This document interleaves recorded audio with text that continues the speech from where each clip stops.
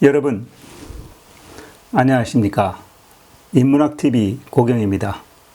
이번 시간에는 한고조 유방의 여인들이라는 제목으로 여태우 본기 1편에 이어서 오늘은 2편으로 올려드리겠습니다.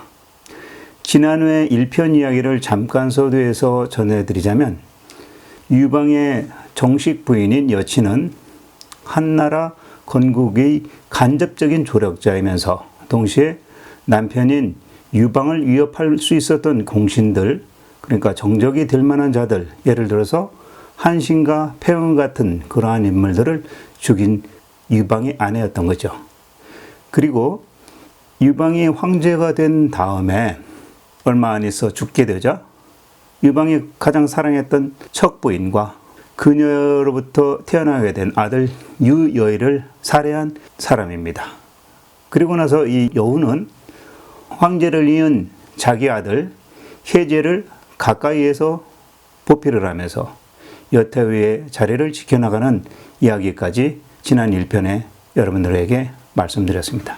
자, 이번 시간에는 여태우 본기 지난번 영상에 이어서 여태우의 아들인 혜제가 황제가 되고 난 이후에 죽게 됩니다. 그 죽음 이후로부터 이제 여태우가 본격적으로 권력을 집권한 이후 그녀가 사망하는 시점까지의 이야기를 한번 진행해 보도록 하겠습니다. 오늘의 이야기 속에서는 여태우가 확실한 자기 후계자가 없는 상태에서 권력을 어떻게든 유지하기 위해서 얼마나 많은 못된 짓을 꾸미게 되는지, 그에 대한 이야기가 주 내용이 될 것 같습니다. 오늘 이 시간 우리는 여태우의 모습을 통해서 권력에 한번 맞들인 사람들이 왜 그렇게 권력을 유지하기 위해서 무슨 짓이든 하려고 하는지 알 수 있을 것 같습니다. 자, 이 영상을 보신 여러분은 다음번 국회의원 선거에서 이제 국회에서 일하는 일꾼을 잘 가려서 선출하시리라 저는 확신합니다. 자, 그럼 오늘 이야기에 들어가기 전에 이 땅의 지도자 또는 국민의 대표자분들에게 부탁드리고 싶은 것은 권력의 중독에 빠지지 말아주셨으면 하는 것입니다. 한번 권력의 힘을 맛본 사람들은 마치 마약에 중독된 것 같아서 치료약이 없다고 봅니다. 권력에 중독된 사람들이 스스로 물러나거나 아니면 국민들로부터 버림받아서 낙선되어야만 마무리된다고 봅니다. 이러한 권력에 중독된 인물을 가려내기 위해서는 투표권을 가진 여러분들이 인문학을 통해서 훌륭한 인재를 알아보는 해안을 갖게 되시기를 바라는 마음에서 여태우 본기 시작해 보도록 하겠습니다. 이제 책 내용으로 들어가서 유방과 여태우 사이에서 태어난 혜제가 황제로 있다가 죽고 나서 여태우가 혼자서 친정을 하는 그러한 이야기를 해보도록 하겠습니다. 혜제가 즉위한 지 7년이 지난 기원전 188년 여름에 혜제가 죽습니다. 하지만 이 어머니인 여태우는 자기 아들을 발상을 하면서 공만 아이고 할 뿐 전혀 눈물을 흘리지 않습니다. 이때 이 여태우의 모습을 본 그 당시에 시중을 맡고 있었던 장량, 여러분 아시는 유호 장량의 아들, 이 아이들이 15살인데 장벽강이라고 합니다. 이 장벽강이 그 모습을 보고 그 당시에 승상이었던 진평에게 이렇게 묻습니다. 여태우께서 아들이라고는 딱 저 혜제 한 분뿐인데 지금 저 황제께서 승하하셨는데도 태우께서는 공만하고 눈물을 도통 흘리지 않습니다. 그러니 승상께서는 혹시 그 이유를 아십니까? 딱 이렇게 묻습니다. 그러니까 이 말을 듣고 진평이 오히려 되묻습니다. 그 까닭이 무엇인지 너는 알겠느냐? 라 이렇게 되묻습니다. 그러니까 장벽강이 그에 대한 자기 생각을 이렇게 대답합니다. 그렇게 여태우께서 나오시는 것은 승하하신 황제께서 장성한 아들도 없고 또 여태우께서는 당신 같은 승상을 포함해서 조선의 이런 대신들이 혹시라도 자기를 위협할지 몰라 두려워하기 때문이다. 그러니까 오히려 승상께서 여태우에게 청해서 예를 들면 여태, 그 다음에 뭐 여산, 여록, 이 사람들은 누구냐면 여태우의 이제 조카들입니다. 이런 사람들을 장군으로 임명하셔갖고 군대의 남군 그리고 북군을 거느리게 한 다음에 여씨 집안 사람들을 궁궐로 이렇게 대궐 안으로 들어오게 해서 대궐 안을 장악하게 한다면 아마 여태우는 안심할 것이다. 그렇게 되면 여기 여러 대신들, 승산을 포함한 당신을 포함해서 여러 대신들도 아마 화를 벗어날 수 있을 것 같습니다. 이렇게 이야기를 합니다. 자, 승상이었던 진평이 장벽강의 이야기대로 그대로 실행을 하니까 그때서 여태우는 아주 만족해하면서 비로소 비통하게 자기 아들이 죽은 이유에 대해서 곡을 하기 시작하고 진정한 슬픔에 빠졌다고 합니다. 자, 여씨 일가의 정권은 이때 이후로 조정을 장악하고 섭정을 하기 시작합니다. 그리고 그에 대한 기념으로서 우리가 보통 지금도 대통령이 당선되고 나면 사면령을 내리죠. 당시에 여태우도 자기가 천하를 딱 휘어잡은 상태에서 천하에 사면령을 내립니다. 그리고 나서 한 달이 지나서 혜제를 안장을 하고 혜제로부터 아직 어린 태자가 있었는데 그 태자에게 일단 이제 제위를 승계해서 일단 황제로 등극은 시킵니다. 자, 근데 여기서 이제 우리가 여태우에 대한 명칭이 이렇게 바뀌어지는 거죠. 처음에는 이름은 여치니까 여치라고 불리다가 그 다음에 유방이 황제가 되고 나서부터는 황후라고 불려지고 또 유방이 죽고 나서 아들인 혜제가 황제가 되었을 때는 여태우라고 부르죠. 그리고 여태우가 죽고 나서 후손들이 황제가 되었을 때 이때부터는 이제 고황후라고 불려지게 되는 거죠. 그러니까 제가 지금부터 뭐 여태우라고 명칭할 때도 있고 고황후라고 명칭할 때도 있습니다. 뭐 똑같은 인물을 두고 하는 말이니까 이해해 주시면 되겠습니다. 고황후 여치가 황제에 버금가는 역할을 하기 시작합니다. 그래서 고황후 원년이라고 표현합니다. 그래서 사마천은 고황후 원년을 기원전 185년으로 기록하고 있습니다. 자, 이때 조정의 모든 명령이라든지 어떤 일들을 여태우의 명예로 이제 전달하기 시작합니다. 그러면서 친정을 시작한 거죠. 여태우는 이때부터 왕 내지는 후를 여씨로 봉할 생각을 갖게 됩니다. 그래서 이 고황후는 조정의 대신들을 일단 소집을 해가지고 여씨들을 제후나 왕으로 봉하는 일에 대해서 서로 의논하도록 이렇게 시킵니다. 그러고 나서 당시의 우승상이었던 왕릉에게 여태우가 직접 왕릉의 의견을 묻습니다. 그러니까 왕릉은 이렇게 대답합니다. 고제께서는, 여기 이제 고제는 유방이죠. 고제께서는 일찍이 말을 한 마리 잡아가지고 그 말에 피를 들고서 여러 신하들을 앞에 두고 유씨가 아닌 자가 왕이 된다면 여기 대신들이 공동으로 해서 그 사람을 쳐라 라고 이렇게 말씀을 하셨습니다. 그런데 지금 여씨를 왕으로 봉하신다면 이와 같은 일은 고조 유방과의 맹약을 어기는 그러한 행위입니다 라고 이렇게 정확한 거부 사유를 말하는 거죠. 왕릉이 약간 고지식한 건지 아니면 눈치코치가 없는 것인지 모르겠지만 일단은 정확한 얘기를 합니다. 여태우가 왕릉의 말을 듣고 일단 기분이 나빠졌어요. 그러더니 이번에는 다시 좌승상이었던 진평과 옆에 있는 강호 주발에게 똑같이 의견을 묻습니다. 그때 이 진평하고 주발은 여태우에게 이렇게 대답합니다. 일찍이 고제인 유방께서 천하를 다 평정하시고 그 자제분들을 왕으로 봉하셨습니다. 근데 여태우께서 황제의 직권을 행사하고 계시니까 뭐 그 형제분들, 형제분들이라고 하면 이제 여씨들을 말하는 거죠.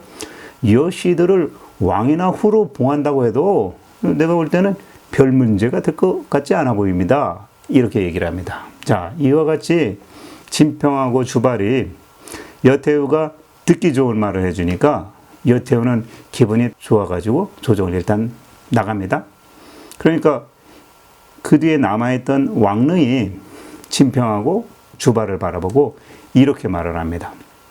아니 당신들 예전에 고재인 유방과 함께 말의 피를 마시면서 맹세할 때 당신들도 그 자리에 있지 않았었느냐. 근데 이제 와서 고재가 유방께서 떠나시고 또 여태우께서는 자기의 종씨들 여씨들을 왕으로 삼고 후로 봉하려고 하는데 당신들은 오히려 말이야 이 여태우의 사역을 눈 감아주려고 뭐 아첨하려고 당초에 당신들의 약속을 이렇게 어깁니까?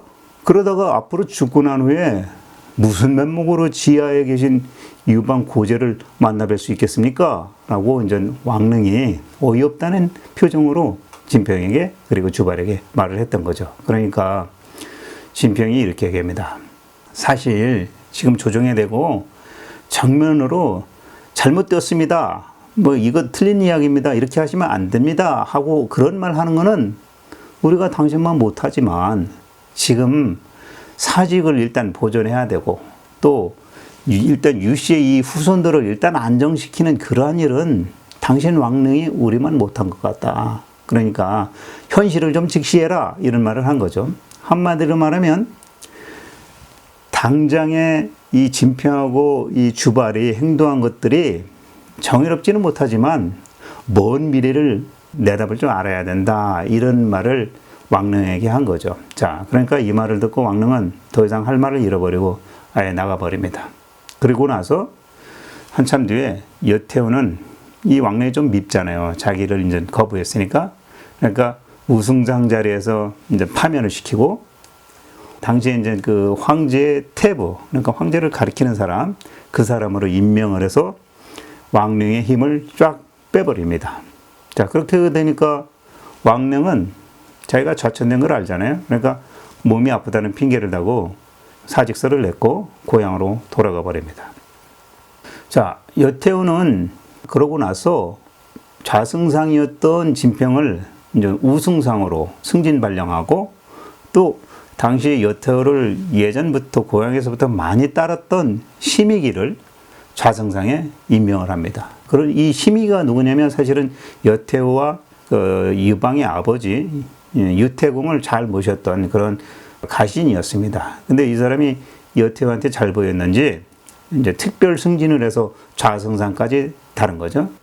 근데 이 심의기는 좌승상인데도 불구하고 정무는 처리하지 않고 궁궐안에 살림을 관장하는 낭중령의 일을 합니다. 그러면서 궁중의 일을 이제 처리를 하는 겁니다. 그래서 이 심의기는 항상 여태우 가까이에 머물러 있었고 또 여태우의 아주 특별한 총애와 신임을 받은 그러한 사람입니다. 그러다 보니까 공경 대신들이라고 하죠. 이제 그 나라의 일을 보는 그러한 신하들이 정무를 처리할 때 오히려 반드시 심의기에게 일단 보고하고 심의가 오케이 해야 통과되는 그런 상황이 벌어진 겁니다.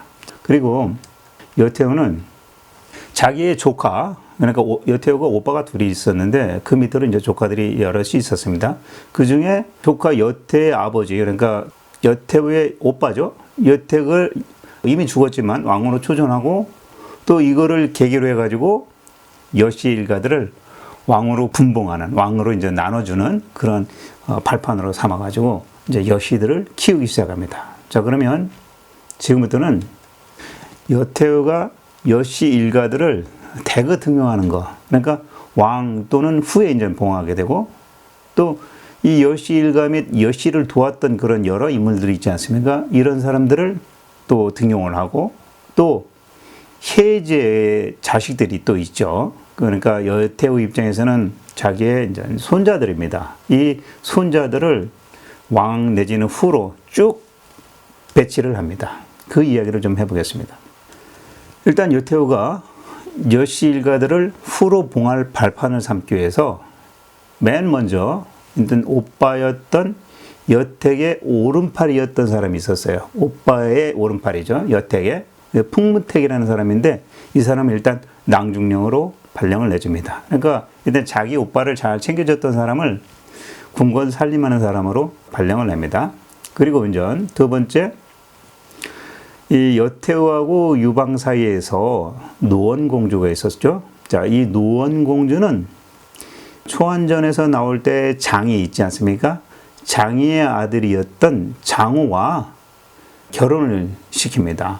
그런데 그 노원공주와 장호 사이에서 아들이 태어납니다. 그래서 이제 장언이라고 하는데 장언을 노나라, 노왕의 이제 발령을 냅니다. 그리고 나서 또 유방과 조씨 부인에게서 난 아들이 있습니다. 그 제도예왕이라고 하는데 유비입니다. 이 유비의 또 아들이 있어요. 그 아들이 이제 유장이라고 하는데 이 유장을 일단 후에 봉하고 그 유장에게 자기 조카인 여록의 딸을 그 유장에게 출가시킵니다. 그러니까 이제 여씨 집안의 딸들을 유씨 집안의 왕자들에게 내지는 이제 제후의 후손들한테 이제 결혼을 시켜서 혼인 관계를 맺게 되는 거죠. 그리고 여씨의 후손들, 말하자면 혜제의 후궁으로부터 얻은 아들들이 있지 않습니까? 여러 아들들이 있죠. 그러한 왕자들을 이제 각 지역의 후로 이렇게 봉하게 됩니다. 그리고 여태우는 다시 궁궐의 대신들에게 여씨 일가들을 제후의 왕으로 봉하겠다는 것을 주청하도록 넌지시 암시를 합니다. 자기 입으로 말하기는 뭐한 거죠. 그러니까 신하들이 요구하는 것처럼 해가지고 압력을 넣는 거죠. 그러니까 조정의 대신들이 여태우의 조카였던 여태를 여왕으로 책봉해야 한다고 이제 상주를 합니다. 그러니까 여태우가 모르는 척하면서 이제 허락을 합니다. 그리고 나서 옛날에 자기를 잃었던 그 여태우의 큰 조카가 있었는데 그 큰 조카가 사고를 쳐가지고 후의 자리를 잃게 되었는데 그 바로 그 큰 조카의 동생이었던 여록에게 그 후를 이어가게 합니다. 자, 이와 같이 이제 여태우는 본격적으로 여씨의 그 후손들을 각 후에 배치하는 거죠. 자, 이렇게 1년이 고왕후 원년이 지나갑니다. 자, 그러면 이제 혜제가 죽고 난 다음에 황제의 끈을 잇기 위해서 여태우가 작업을 벌입니다. 그게 이제 여태우 고황후 4년째 벌어진 일입니다. 이 이야기를 또 해보겠습니다. 처음에 혜제가 죽었을 때 아버지 혜지를 이어서 태자가 있었습니다. 근데 이 어린 아들이 황제가 됩니다. 자, 이 아이에 대한 이야기를 해보겠습니다. 자기 아버지 혜제가 죽고 나서 황제가 된 이 아들이 사실은 혜제로부터 얻어진 정실아들이 아니었습니다.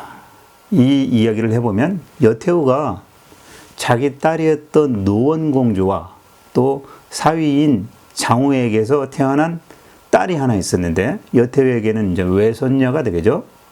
그 외손녀를 자기 아들인 혜제한테 결혼을 시키는 거야. 그러니까 황후로 만드는 겁니다. 무슨 얘기냐면 혜제가 어찌 보면 자기 누나의 딸, 그러니까 조카인데 조카와 결혼한 꼴이 된 거죠. 그래서 거기에서 아들이 태어났어야 되는데 후사가 없었습니다. 그러니까 혜제가 왕비 말고 후궁이 여럿이 있었는데 혜제가 후궁 중에서 난 아이를 뺏어가지고 그 후궁은 죽여버리고 마치 왕후가 그 아이를 낳은 것처럼 속여가지고 태자로 세웠던 거죠. 그래 이제 그 사람이 혜제가 죽고 나서 황제에 오른 겁니다. 근데 이 황제가 자기의 출생 비밀과 자기의 진짜 생모가 죽음을 당했다는 것을 알게 됐어요. 그러니까 이 할머니인 여태우에게 반드시 내가 보복하겠다라는 그런 결심을 하게 됩니다. 근데 그게 누설이 돼가지고 할머니였던 여태우가 그 사실을 알게 됩니다. 그러니까 여태우는 그 황제를 딱 붙들어다가 병이 났다고 일단 바깥으로 입소문을 낸 다음에 그 어린 황제, 자기의 손자죠 사실은, 그 황제를 강제로 감금시켜버리고 고립시켜버립니다. 그러니까 사람이 감금되거나 고립돼 버리면 미쳐버리게 되는 거죠. 그러니까 미치게 만든 거예요. 그리고 나서 신하들한테는 여태우가 뭐라고 그러냐면 황제가 이 미친 행동을 하고 미친 것 같으니까 이 한나라의 종묘사직을 위해서는 앞으로 이런 황제를 길게 계속 두고 있을 수가 없다. 그러니까 너희 신하들이 이 사실을 좀 제대로 알고 황제를 폐인하게끔 주청을 좀 넣어라. 그렇게 해가지고 이 황제를 폐위되게 만들어라. 이렇게 압력을 넣습니다.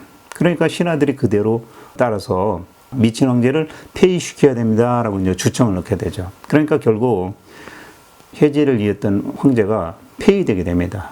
그러고 나자 여태어는 바로 자기의 사실 뭐 손자 아닙니까? 그런데도 불구하고 그 황제를 남몰래 죽여버립니다. 그러니까 뭐 소리 소문 없이 이제 끝장을 내버린 거죠. 자, 그리고 나서 또 다른 황제를 또 이제 하나 세워야 되잖아요. 그러니까 혜제로부터 또 다른 후궁으로 난 아들이 또 있습니다. 그 누구냐면 유산이라고 여기 이제 기록에는 나와 있는데 이 사람이 이제 이름이 여러 번 바뀝니다. 유산에서 유이라는 이름으로 또 바뀝니다. 자, 이 사람을 다시 황제로 세웁니다. 하지만 이때부터는 여태어는 뭐 그야말로 이 새로운 그 자기 손자지면서도 완전히 허수아비 황제로 만들어 버리고 이때부터는 아예 자기 이제 연호도 바꾸지 않습니다. 그리고 아예 여태어가 모든 정사를 다 처리하게 되는 거죠. 황제의 권한을 다 갖게 된 거죠. 자, 그리고 이 시점에 태위라는 그러한 직책을 다시 설치를 합니다. 근데 이 태위는 뭐 하는 거냐면 군대에 있어서의 총책임자입니다. 그러니까 군대의 뭐 어떤 총 권한을 다 갖고 있는 그런 직책을 하나 만들고 그 자리에다가 강우주발을 앉힙니다. 그러니까 여태우 입장에서는 그 당시 진평과 강우는 자기를 충실하게 따르는 그런 조력자였던 거죠. 그러니까 믿고 군권을 장악할 수 있도록 이렇게 배치를 한 겁니다. 자, 그리고 이제 또 해가 지나서 고왕후 5년 그리고 6년 그러니까 기원전 183년, 182년 때입니다. 이제부터 여태우는 자기가 이렇게 세워놓은 여씨들도 자기 마음에 좀 안 들면 다른 여씨들로 이제 그 후손들을 바꿔치기 해버립니다. 갈아치우는 거죠. 그리고 또 과거에 여후 말고 유방에 또 다른 그 부인들이 많지 않습니까? 예를 들면 유방과 조씨 부인에게서 출생한 제도예왕 유비가 있었습니다.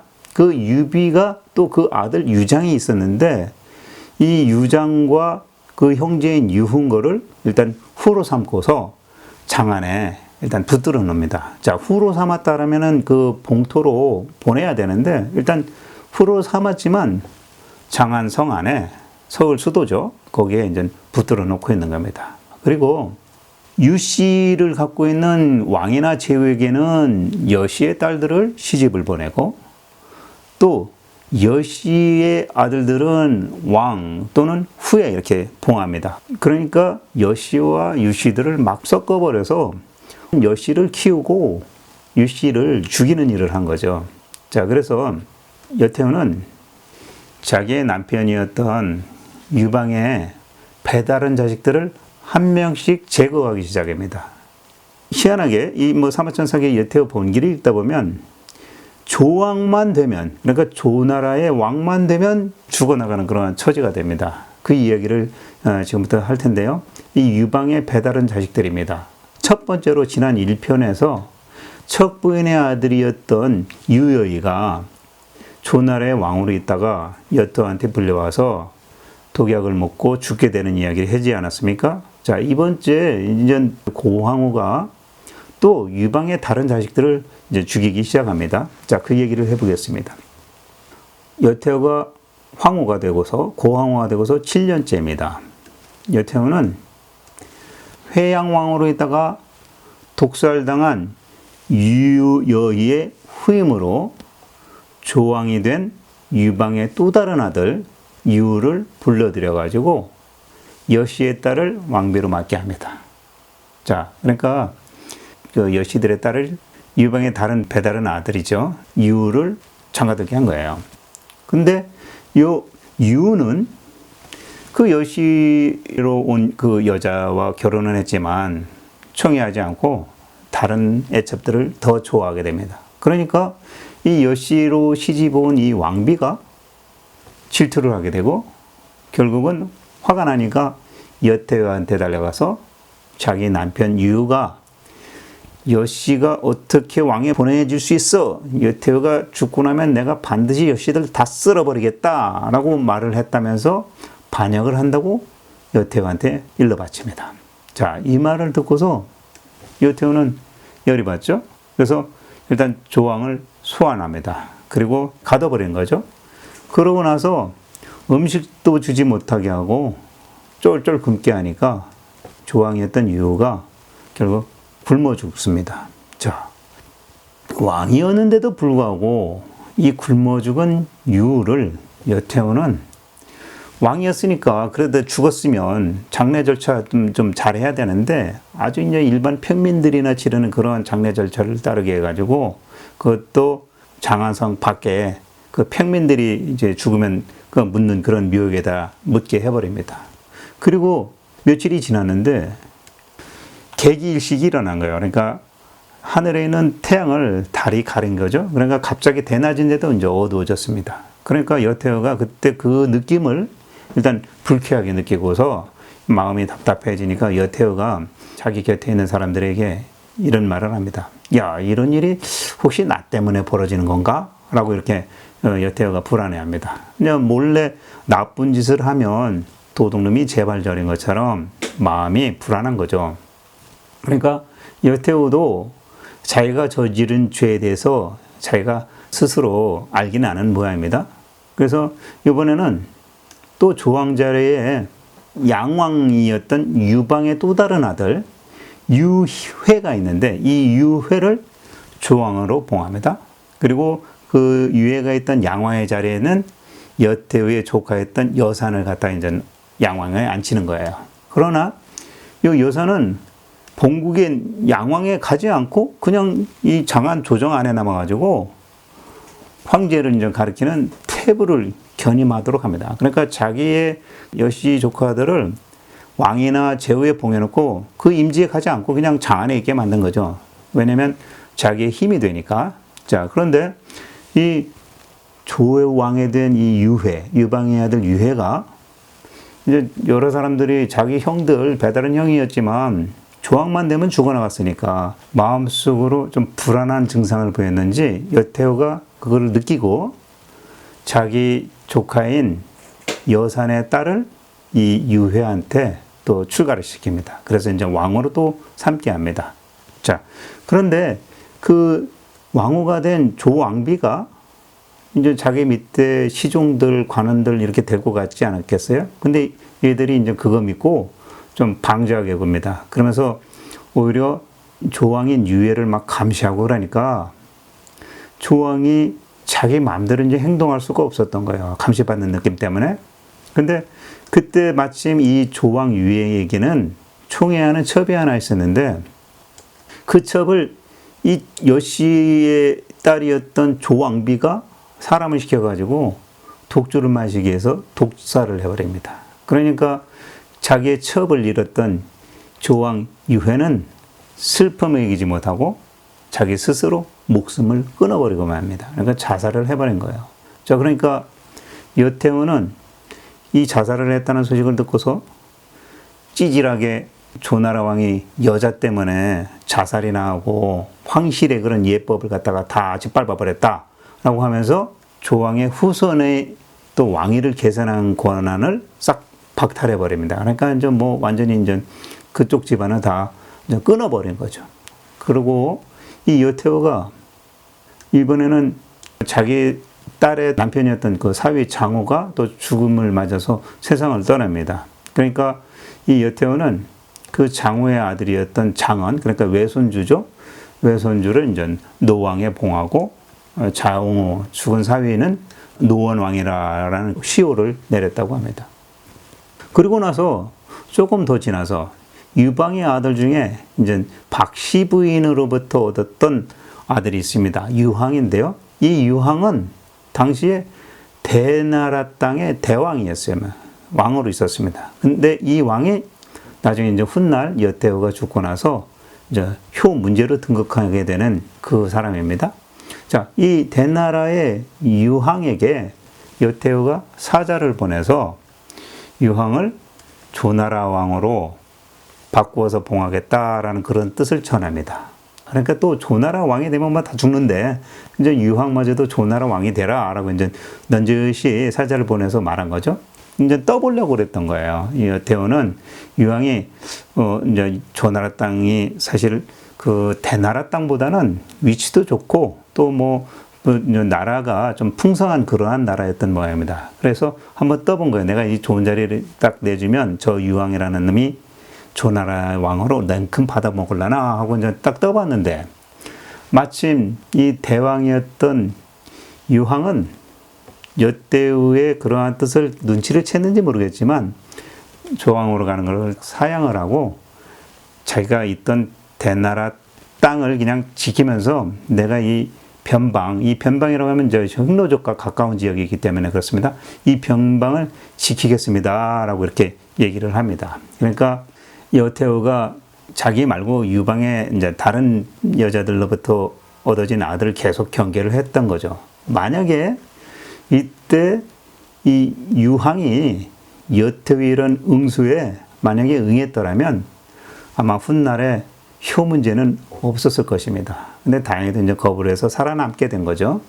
그리고 이제 여태우는 자기의 조카였던 여산과 또 당시에 승상이었던 진평이 여록이라는 사람, 그러니까 이 여록도 여태우의 조카입니다.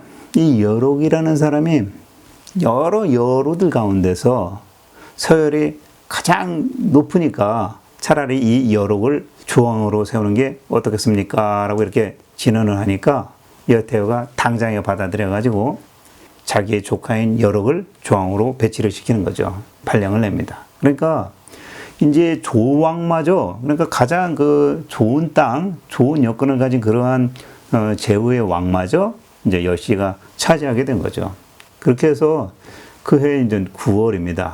이번에는 유방의 또 다른 배다른 자식이 있는데 연영왕이라고 하는데 이 유건이 있었습니다. 그 유건이 어떻게 하다가 이제 죽게 됐습니다. 그랬으면 그 유건의 뭐 사실 본처로부터 얻은 아들은 없었던 모양인데 첩으로부터 난 수생들이 있었음에도 불구하고 여태우는 연왕에 이제 사람을 보내가지고 첩들의 소생들을 다 죽여버려가지고 그 후손들을 싹 없애버리고 본국마저 없애버립니다. 자, 이와 같이 여태우는 자기의 남편 유방이 다른 여자들로부터 얻게 된 배다른 자식들도 하나씩 다 정리해 나가버렸던 거죠. 다행히 거기에 박씨 부인의 아들이었던 유황만 살아남은 겁니다.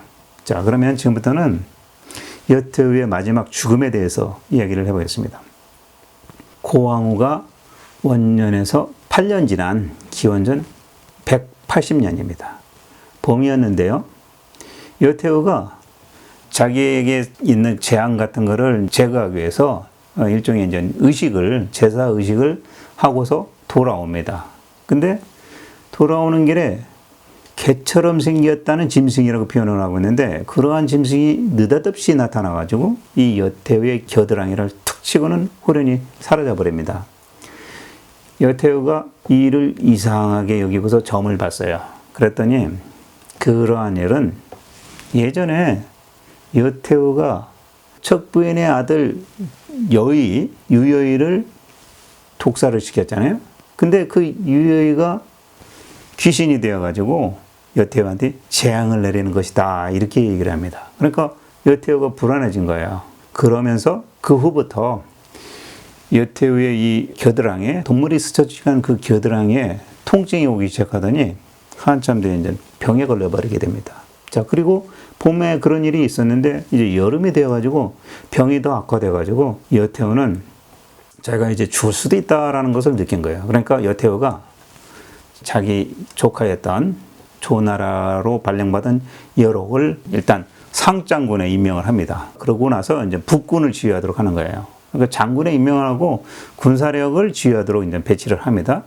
그리고 이번에 또 그 여산, 그러니까 여태의 또 다른 조카 여왕으로 임명되어 있는 여산에게는 남군을 통솔하도록 합니다. 그러니까 만약을 대비해 가지고 군대부터 장악하게 하는 것이죠. 그리고 나서 이 여태어는 자기 조카인 여산과 여록을 불러놓고 이렇게 당부의 말을 합니다. 뭐라고 그러냐면, 예전에 그 고제께서, 그러니까 자기 남편 유방이죠. 고제께서 천하를 탁 평정하신 후에 여러 대신들을 모아놓고 약속하기를, 만약에 유씨가 아닌 자가 제후가 된다면 여러분들 모두가 함께 그 사람을 토벌해야 된다라고 이렇게 말씀했었다.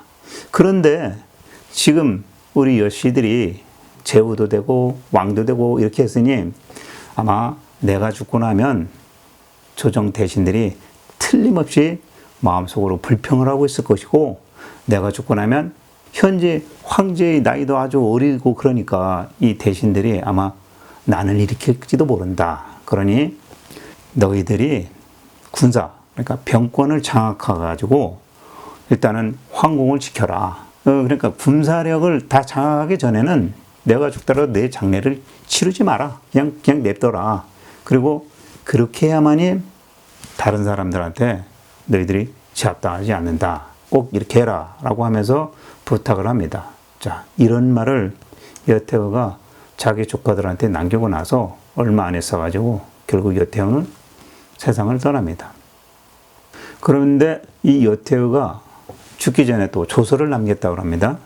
근데 그 조서에는 이렇게 글을 남겼습니다. 제후들과 왕들에게는 황금 1,000근을 주고 관리들에게는 그 등급에 따라서 황금을 이러이러한 식으로 나눠줘라. 이렇게 이제 얘기를 또 하고, 자기 조카 여산을 상국에 임명을 하고 여록의 딸을 황후로 삼게 해라. 이렇게까지 그 조서를 내렸다고 합니다. 그러니까 여태어는 죽는 그날까지도 오로지 여씨, 그러니까 여씨만을 생각하고 여씨의 어떤 장악력을 키우기 위한 그런 고민을 하고 죽은 거죠. 자, 이와 같이 여태우가 죽고 나서 장례가 딱 끝나고 좌성상이었던 심익이는 이번에는 그 당시 그래도 황제가 있었으니까 황제를 가리키는 태부가 됩니다. 자, 이와 같이 여태우가 자기의 권력을 자기 여씨들을 위해서 집중하다가 결국은 죽었습니다. 여태우가 죽는 시점까지 오늘 말씀드려 봤습니다. 자, 근데 이 여태우 본기를 쓴 태사공은 이렇게 얘기합니다. 혜제하고 여태우가 집권하는 시절이 되어서 한나라의 백성들은 전국 시대의 그 전쟁통, 그런 고통에서 벗어나가지고 사실은 태평한 시절을 보냈었다. 뭐냐면 군주와 관리들이 모두 지쳐가지고 이제는 좀 쉬자, 뭐 이런 주의였다고 볼 수 있는 거죠. 그래서 혜제와 여태우 시절 조정 안에, 궁궐 안에서는 여씨 일가가 무슨 일을 벌이더라도 일단 궁궐 밖의 일에 대해서는 팔짱 끼고 아무 일도 하지 않았다. 그만큼 천하는 편안했다. 이렇게 기록을 하고 있습니다. 그러니까 권력 다툼을 하고 있는 궁궐 안의 문제지 백성들하고는 별로 그렇게 관련이 없는 그러한 일이었다. 오히려 백성들은 그때 더 편안했다라고 얘기를 하고 있습니다. 그러면서 당시에는 형벌 같은 것도 강하게 하지 않았기 때문에 오히려 죄를 짓는 사람들도 더 드물었고, 오로지 백성들은 그냥 자기가 하고 있는 농사에만 전념하면 되는 그런 태평한 시절이었다라고 사마천은 기록하고 있습니다. 여기까지 여태우 본기, 그 중에 여태우가 죽는 시점까지 말씀을 드려봤습니다. 우리는 이와 같이 여태우 본기를 통해서 권력에 대한 그 욕심, 그 끝은 어딘가에 대한 사례를 보여주는 것 같습니다. 지금 현재 권력과 권한, 힘을 갖고 있는 분들에게 여태우 본기는 이런 메시지를 던져주고 있는 것 같습니다. 권력을 갖고 계신 여러분, 당신께서는 이 세상을 어떻게 살다가 그 권력을 어떻게 이용을 하고 세상을 떠난 후에 그대의 후손들이 그대에 대해서 어떻게 평가하기를 바라고 있는가요? 라고 말씀드리고 싶습니다. 다음 편에는 여태우 본기 마지막으로서 여태우가 죽고 난 다음에 여씨 일가들을 몰아내는 유씨들과 또 대신들, 그리고 여기에 이제 자주 등장하고 있는 진평과 주발의 그러한 활약을 이야기해 보도록 하겠습니다. 오른쪽에 제 사진 눌러주면 구독 신청이 되겠습니다. 그리고 제 왼편으로는 여러분들에게 추천드리고 싶은 영상 올려놨습니다. 지금까지 인문학TV 고경이었습니다. 시청해 주셔서 감사합니다. 다음에 또 뵙겠습니다.